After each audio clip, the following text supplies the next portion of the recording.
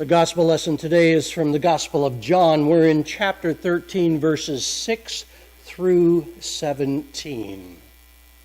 He came to Simon Peter, who said to him, "Lord, are you going to wash my feet?" And Jesus replied, "You do not realize now what I am doing, but later you will understand." "No," said Peter, "you shall never wash my feet." And Jesus answered, "Unless I wash you, you have no part with me." "Then, Lord," Simon Peter replied, "wash not just my feet, but my hands and my head as well." And Jesus answered, "Those who have had a bath need only to wash their feet. Their whole body is clean, and you are clean, though not every one of you." For he knew who was going to betray him, and that was why he said not everyone was clean. And when he had finished washing their feet, he put on his clothes and returned to his place. "Do you understand what I have done for you?" he asked them. "You call me teacher and Lord, and rightly so, for that is what I am. Now that I, your Lord and teacher, have washed your feet, you also should wash one another's feet. I have set you an example that you should do as I have done for you. Very truly I tell you, no servant is greater than his master, nor is a messenger greater than the one who sent him. And now that you know these things, you will be blessed if you do them." This is the reading of the word of our Lord. You may be seated.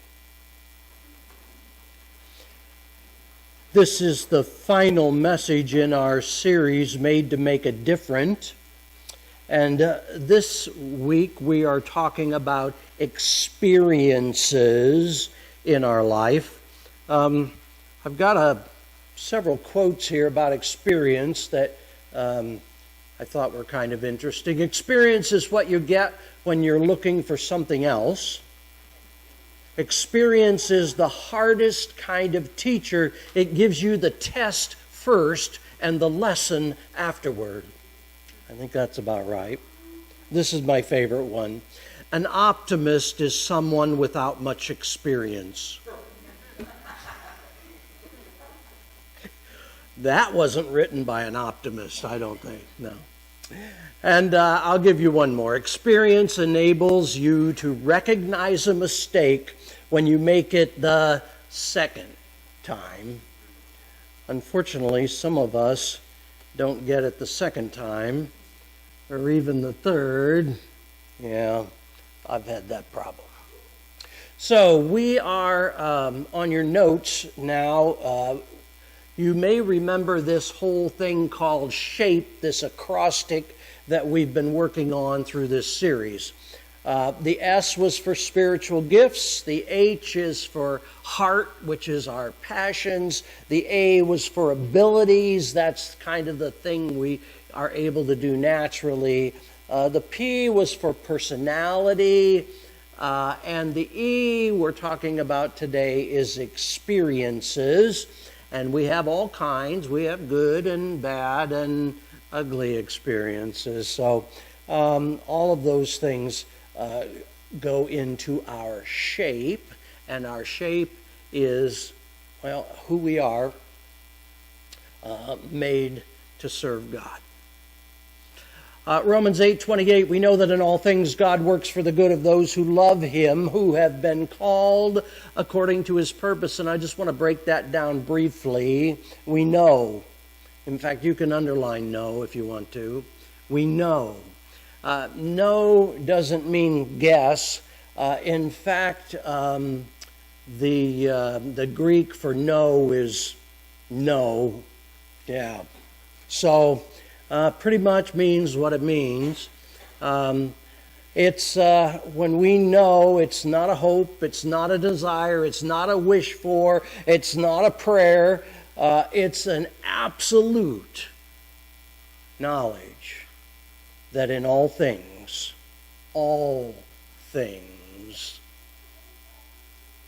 yeah, the all in Greek also means all, yeah.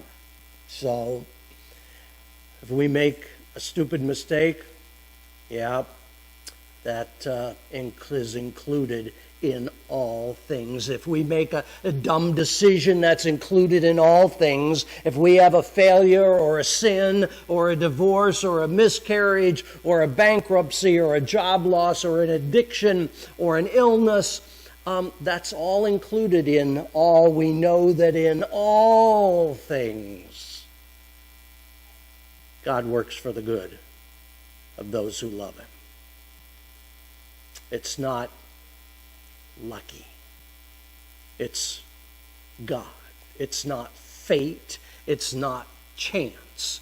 God designed all of these things in our lives for ultimately for good, for the good of those who love Him.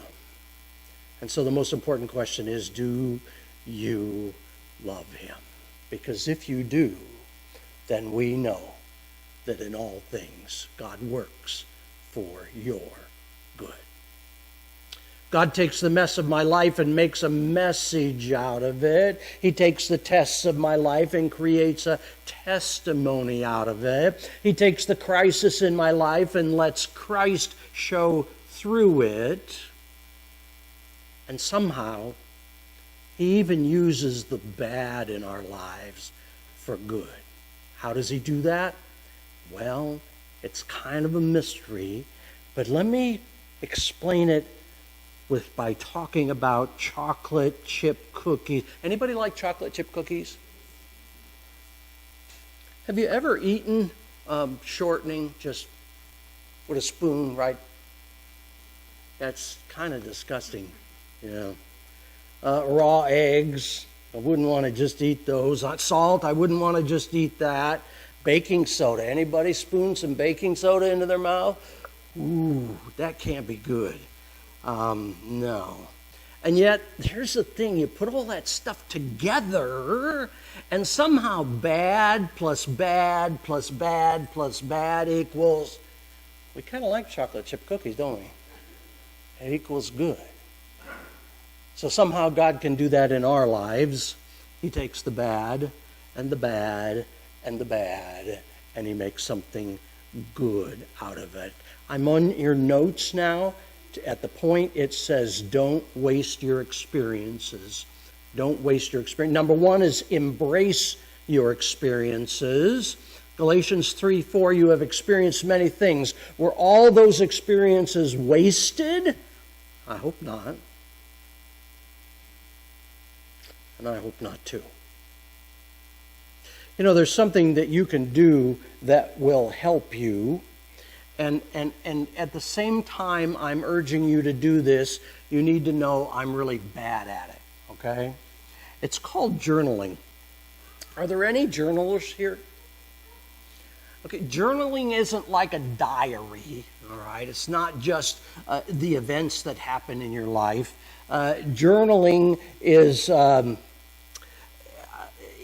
more about writing down how God has worked in your life. It's keeping track a little bit of the things that you have learned through your experiences. It might be relational, it might be educational, it might be spiritual, it might be vocational, it might include some painful things. You know, I've heard some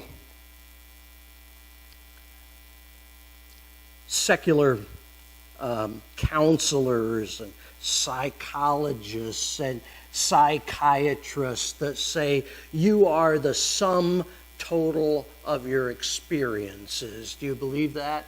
It's a trick question. Don't raise your hand. You are the sum total of your experiences, but you know your experiences are only a piece of who you are.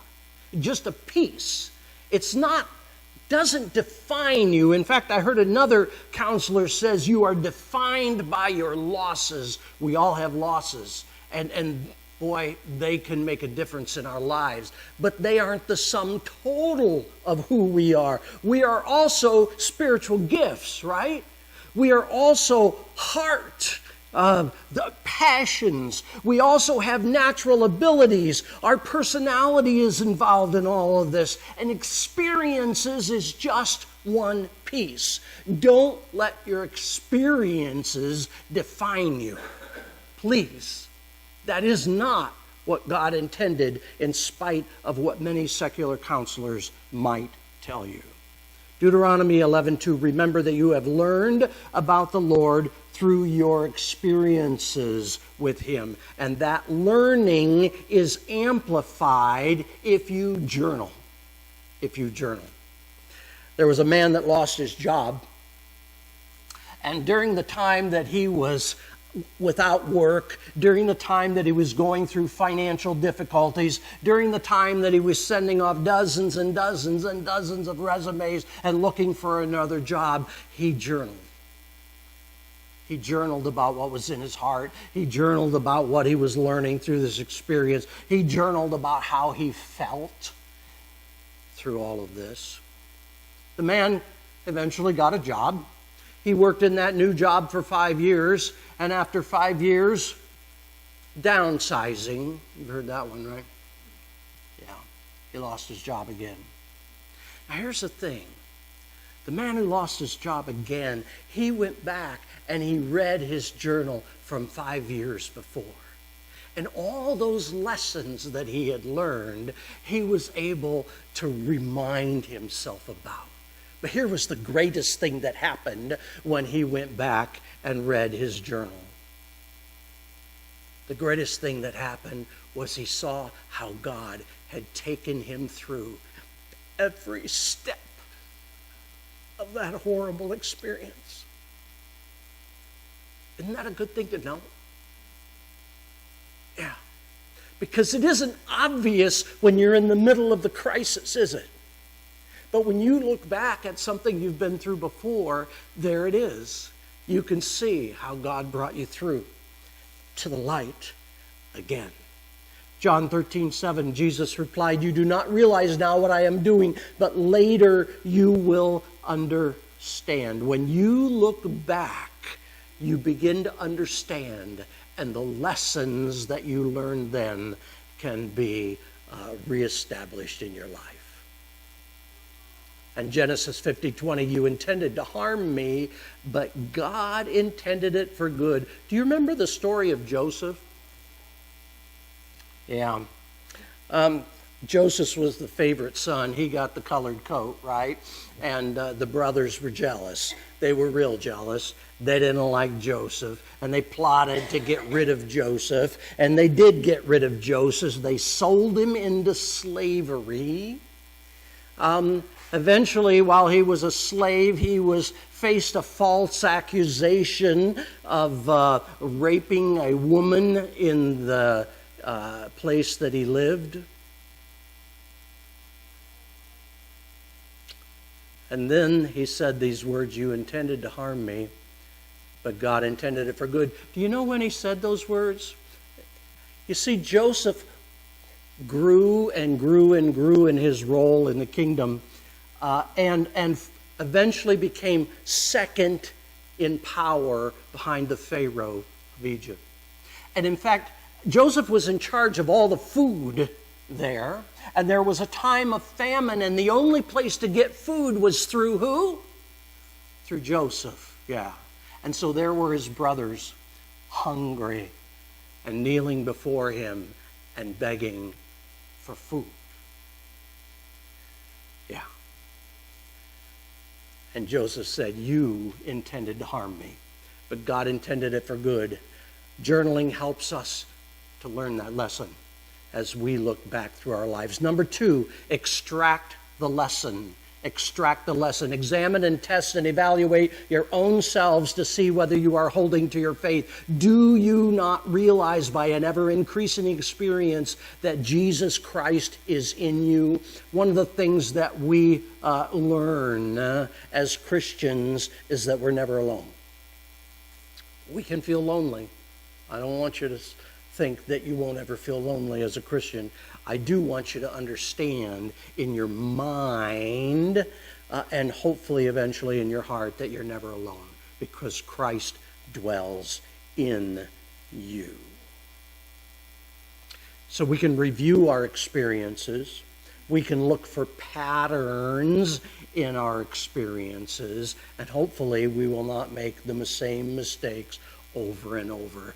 Job 32:7, the longer you live, the wiser you become. And so we must examine and learn and not repeat the mistakes. Okay, I'm a tough learner sometimes. I'll be the first to admit it. I remember one of the things that I've done a fair amount of over the years is going to see a counselor. It's recommended in my denomination. It helps us get through pastoral issues. It's just good. It pulls us back to the center because as a pastor, we're often facing crises in the church and in our own lives. And so I went to counseling, and one of the things that I learned in counseling is that I was only a victim of my own choices, you know. I said to the counselor, why do these things keep happening over and over and over to me? It doesn't make any sense. And ultimately, in a kind way, she said, because you keep making the same stupid decisions over and over and over, you know. Oh yeah, that might be part of it. So number 2, extract the lesson. Number 3, employ them to help others. I want you to know, my friends, that the things that have happened to me have really helped the progress of the gospel. Do you know, I think about Peter. Well, all the things that he's been through. He's sitting in jail. He's been arrested. He's been on a shipwreck. All these experiences that we know about Paul. I said Peter. About Paul. We know that Paul has been through so many different things. Bad experiences. And yet somehow he is able to say that all those things work together for good. All his troubles. God was in the middle of all of that. And so, employ them to help others as Paul did. Use those experiences to make the gospel of Jesus Christ real to others. So there's 4 ways to use them. And this is kind of an extension of 3, I guess. The first one is use them to minister to others. Use your experiences to minister to others. In our trouble, God has comforted us, and this too to help you, to show you from our personal experience how God will tenderly comfort you when you undergo these same sufferings. He will give you the strength to endure. Did you know God never wastes a hurt? Never wastes a hurt. We've all been hurt at some point in our lives. And in the midst of that hurt, no matter what it is, God uses it to teach us a lesson. And He uses it in a way that we can do ministry. Because there's always someone out there who has faced the same hurt that you have. Now, there's no better way to comfort a person or to even point them to Christ than through compassion and empathy. And there's no one who can be more compassionate or empathetic than the person who's also been through it. Now, even secular counselors know this, and that's why they have groups together, you know. They'll have groups that meet after divorce, recovering from divorce groups, you know, because they've all been through the same thing. They've all suffered the same hurt. And eventually, ultimately, those groups minister to each other. That's what they do.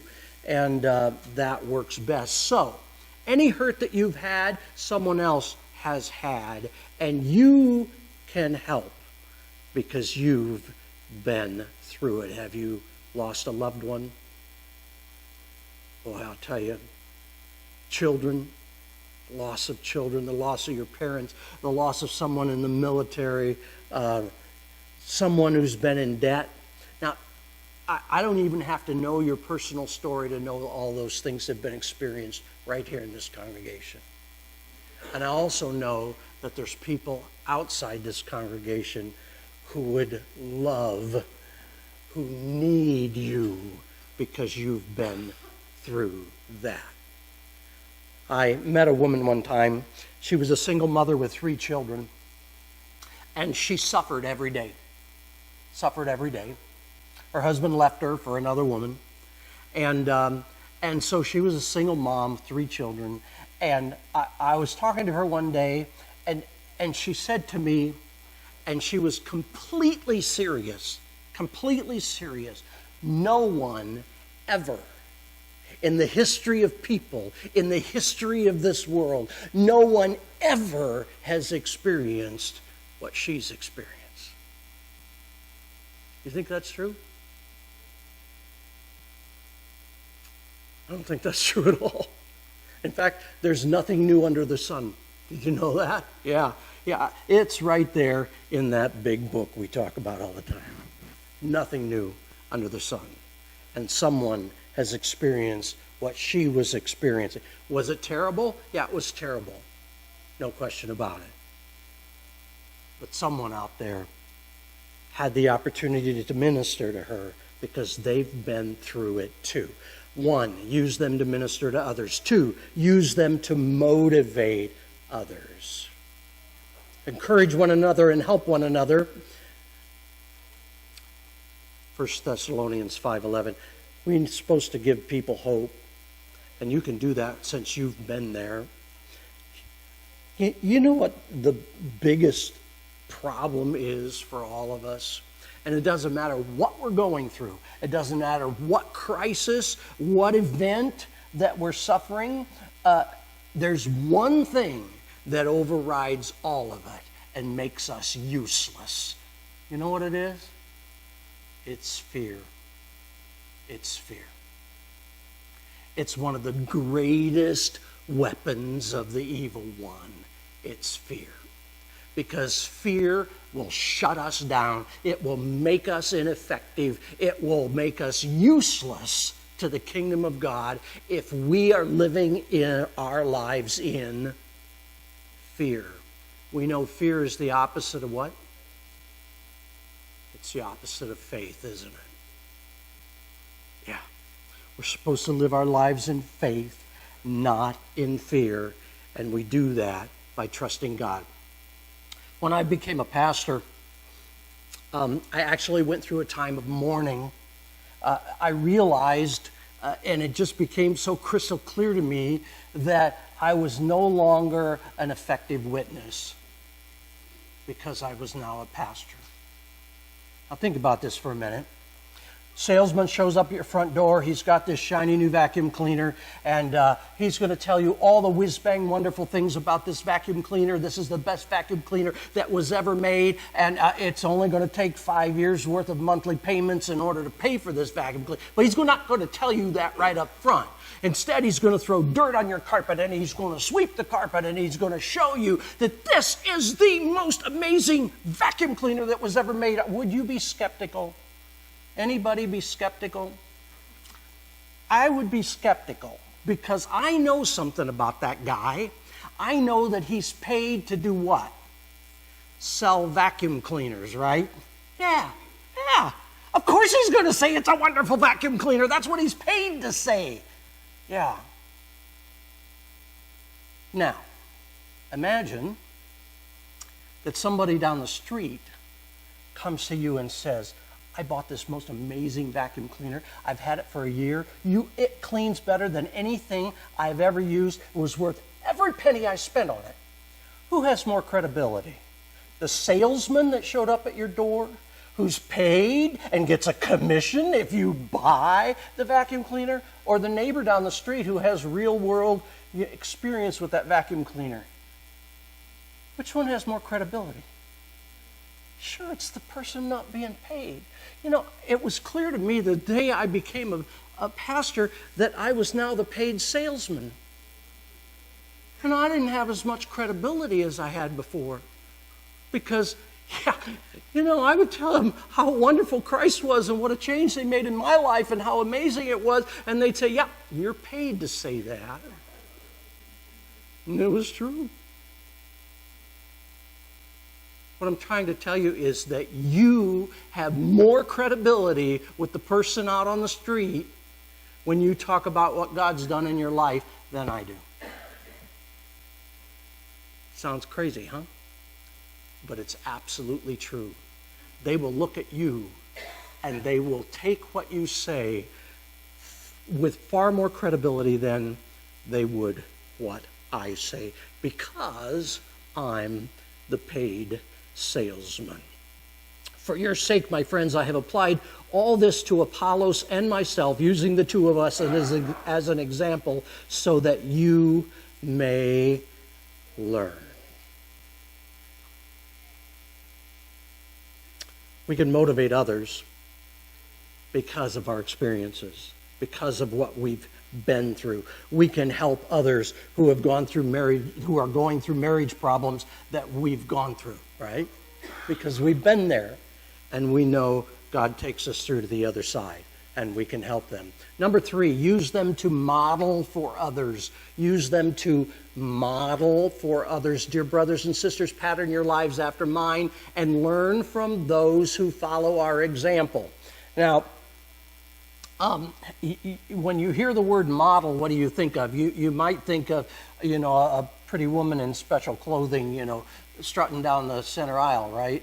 But that's not the kind of model that we're talking about here. I'm thinking about a model which is a smaller version of the real thing, okay? And so, if you go into a museum on ships, when we were in Virginia, we went to a museum about ships, and there were hundreds of models of ships under glass, and they were all little versions of the big ship, and they had the sails, and they were intricately made. You could learn a lot about how the original ship was made by looking at the way that the models were made. They were exact duplicates of the original, but on a smaller scale. So, that's who we are supposed to be when we model, all right? We're supposed to be a smaller version of the real thing. And what's the real thing? It's Christ himself, yeah. But we can bear his light. We're supposed to bear his light. We can love the way he loves. We can encourage. We can bring joy. We should be the smaller of what the real thing is, just like a model. John 13:15, I have given you a model to follow, so that as I have done for you, you should also do. Successful people leave clues, And believe it or not, young people are looking for models. They're always looking for some kind of a mentor, somebody to look up to. And, it's often people like Taylor Swift, and she may be a wonderful person. I have no idea. But God's better, right? It may be an athlete of somebody. The kids, they're looking for someone to look up to. I took a confirmation class one time, and each year the bishop had a rally. It was an all-day affair that we took all the kids to. And one of the things that happened at the rally that particular year was that the bishop said, you can ask me any question you want. Any question you want. Just the kids. Adults, you have to shut up. You can't ask questions. Because he was afraid we would get into some theological thing with him or something. But no, the kids could ask any question you want. And of course, they were there to learn about the church and how we were organized and how we function and all this sort of thing. Did they ask questions about those things? No, not a one. They asked the questions of the bishop, things like, how old are you? I was surprised he was as old as he was, because I didn't know either. How did you become a bishop? They wanted to know who he was. Why did they want to know who he was? Because they need somebody to look up to.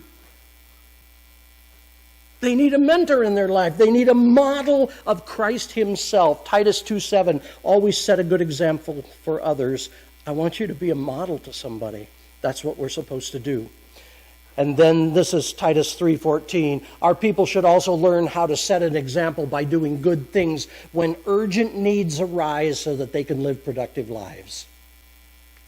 Do what's right, especially in trying circumstances. And I say that knowing that I fail all the time. All the time. And my prayer to God is that those failures will not drive people away from the throne. Wouldn't that be horrible?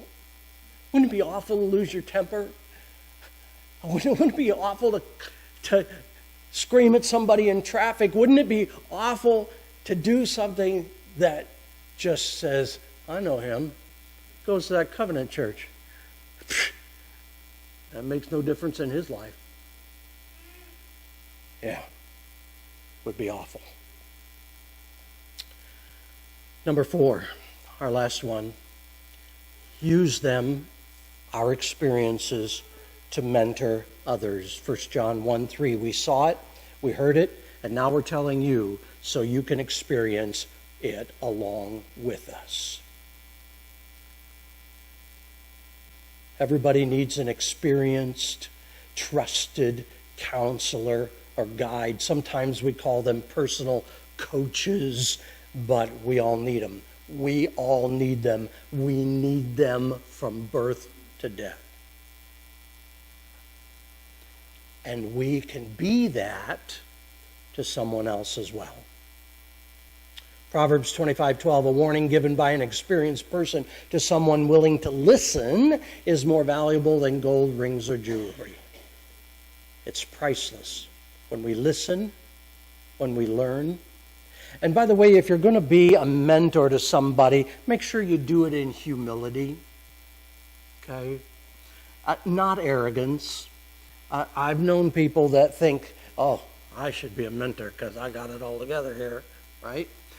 We don't need those kind of mentors at all. We need humble mentors. Age should speak and experience should teach wisdom. Be a mentor. Young people are looking for people like you. People with maturity, people with experience. And Job 8:8 asked the former generation, pay attention to the experience of our ancestors. We have an opportunity to learn just by looking back.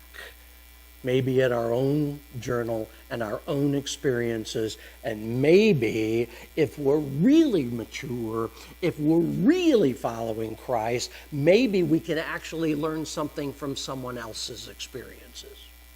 That's the hardest thing to do, by the way, because we know it's not going to happen to us, right? We know that. 1 Timothy 4:12, do not let anyone treat you as unimportant because you are young. Instead, be an example to the believers with your words, your actions, your love, your faith, and your pure life. When I was in kindergarten, anybody remember kindergarten? I remember kindergarten. Still there. At least all the bad stuff. Yeah. I remember being in kindergarten and they lined us up in the hallways and they marched us down the hallway to go who knows where, to the playground or something. And on the way down the hallway, I looked through the window of one of the doors and I saw a classroom full of the big kids. The big kids had desks. Yeah. I thought, wow. What's it going to be like to sit at a desk all day? That looks different, because we had mats and we sat on the floor for everything for kindergarten. And the big kids were first graders. Yeah. Yeah.